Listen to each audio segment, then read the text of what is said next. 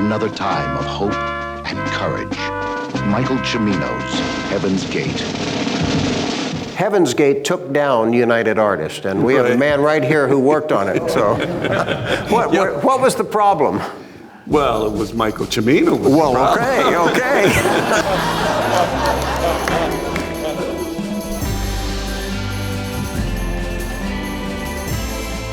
We need your support, not just as viewers, but as a Patreon financial supporter. So check out to see what we're offering and pick a level for you to join. Any level is good, and anytime you want to send us a comment, that's good too. A film that got buried, but there's something about it that I love. The movie is Tom Laughlin's The Master Gunfighter. There are some great sequences in that. Dick is in that too, I think. Yeah, there was a lot of stunt guys in there. That guy was kind of crazy, you know. Yeah, how crazy? Like completely. You know? I mean, when he was shooting the scene, he would look back at the set and see if anybody was talking. In fact, he saw a big guy named Bob Trehune, who was a big stuntman. He looked back and he saw him and he says, "Hey, you come here." And Bob says, "You talking to me?" And he went running up there and Laughlin took off. Yeah, I met Bob one time. His dad, Max Alibi Terhune in The Three Musketeers, too. Right. No, Bob was a big, mean guy at one time. Then he saw the light and became a nice man. Yeah. That's kind.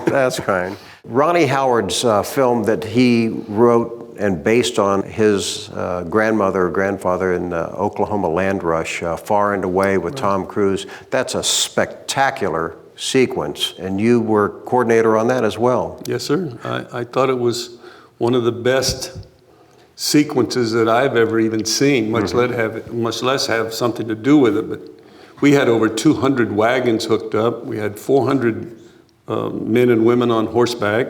And we had 1,000 people on the ground. Quite a big, undertaking. And luckily, we didn't kill anybody. We hurt a few, but it was pretty spectacular. When that race started, Ron turned to me and says, "Walter, should we fire the cannon or just go with smoke?" I said, "Let's fire the cannon." So when they fired the cannon, you saw all those horses and everything down there just react all at once when the cannon went off and the race was on, and it made your heart go. Yeah, it looks like a documentary. It's almost put you right there. That was spectacular. It was a great sequence to have something to do with, all the wagon stuff, and I know it was great. Yeah, and Ron was great to work. Yeah, he loves westerns, and another film, The Missing, with Tommy Lee Jones, Kate Blanchett. Oh, great film. You coordinated that as well. Yes, sir. And I had my daughter there, who's a stunt girl, and I had her doubling Kate Blanchett. And one day we had a shot where she had to go. She's leading 3 horses up on a cliff, and it's raining, and the rocks are slick, and she says, Kate says, "Walter, you sure this is safe for me?" I says, "Kate, I don't want my daughter doing it. Get out there." I mean, she was a good gal. She's fantastic. That's the relationship that she and Tommy had too was just strong. And the little girl was awesome too. Michael Cimino, the Academy Award-winning director of The Deer Hunter, the Academy Award-winning film, looks now to another period in America's turbulent past, another time of hope and courage. Michael Cimino's Heaven's Gate. Heaven's Gate took down United Artists, and we have a man right here who worked on it. So, what was the problem? Well, it was Michael Cimino. Okay. I mean, he would just went to a location where he could have gone to Big Bear and got the same location. A tree's a tree is what they tried to tell him, and it was an hour and a half to location to and from, so everybody's on massive overtime.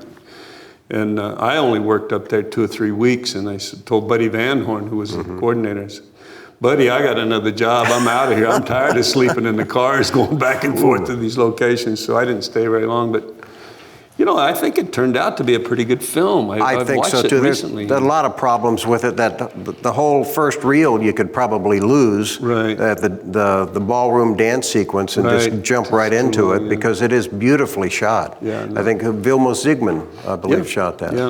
Yeah. No, I thought it was ended up being a good film. When you were working it, what segments were you doing? Well, we were. I don't know what we were, settlers or whatever we were, coming into town, and there was like 200 of us on horses or something, and it was snowing and cold and miserable. You had all of us stuntmen lined up and coming in, and we all kind of found spots to duck into because we did it all day for days, you know, just shoot it over and over and over again. And being the smart guys we are, we found places to duck in real quick so we didn't have to get out of the snow. They're coming! We all want to hold together to push ourselves ahead, to protect what we have. We're going to shoot all the sons of bitches! You worked with Tom Selleck, too. I did a bunch of films with Tom, the Sackett's and Last Stand at Sabre River, and he and I go way back. We were both, first time I met him, we were going on commercial interviews. He was I forget, Salem man, and I ended up being a Winston man, and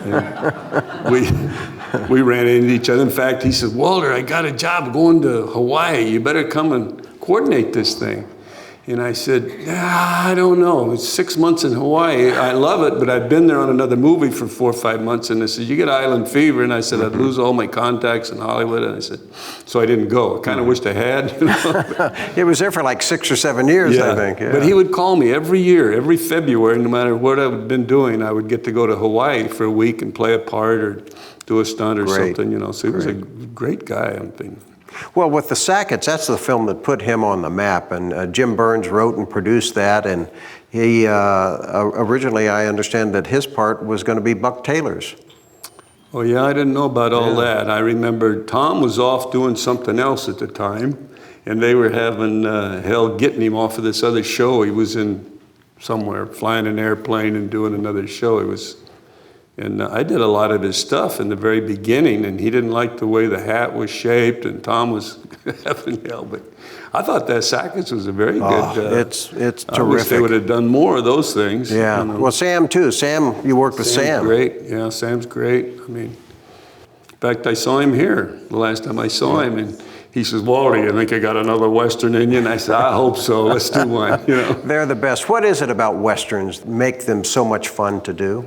Well, they're hard work, but they're just fun because you know, was growing up as kids, we played Cowboys and Indians, and I've got to go through my adult life playing Cowboys and Indians. So I think the Westerns are just something that some of us grew up with and just love it and never weakened from it, you know. Well, there's a few coming back. Do you think the Westerns will have a resurgence? No, I think they'll always make Westerns, but I don't think they'll be like they were, you know. I don't think they'll ever, but I think if they got a good script and it's good actors in it, that they're acceptable, you know. People go see them. I think they make more money in the Midwest and everywhere. Maybe not on the East Coast or the West Coast. They don't do as well, Westerns, but so I think they get a bad rap that they don't do good. But I think people rent them, and the residuals become astronomical for the guys because people rent them and like to watch them at home. Well, I love to watch them too. Of the Westerns that you're not in, that you weren't involved with, do you have a favorite Western? Well, The Wild Bunch, I wasn't involved in it, but boy, I thought that was one of the greatest Westerns ever made. And Sam Peckinpah, who directed that, I did a couple of films with him even, and I thought he was a very good director. Oh yeah, The Wild Bunch is exceptional. Yeah, exceptional movie. I just liked the era, what it was about, you know, a turn of the old West going into modern times, you might say, and these old guys were in their last waning days of being what they were, you know. Well, we all hope that you and Sam get a chance to make that other Western too. Well, thank you for coming. Okay. Well, thank you. Heaven's Gate. The story of a man's love for a woman, for a people, for a land, for a spirit that would never die. Chris Christopherson in Michael Cimino's Heaven's Gate.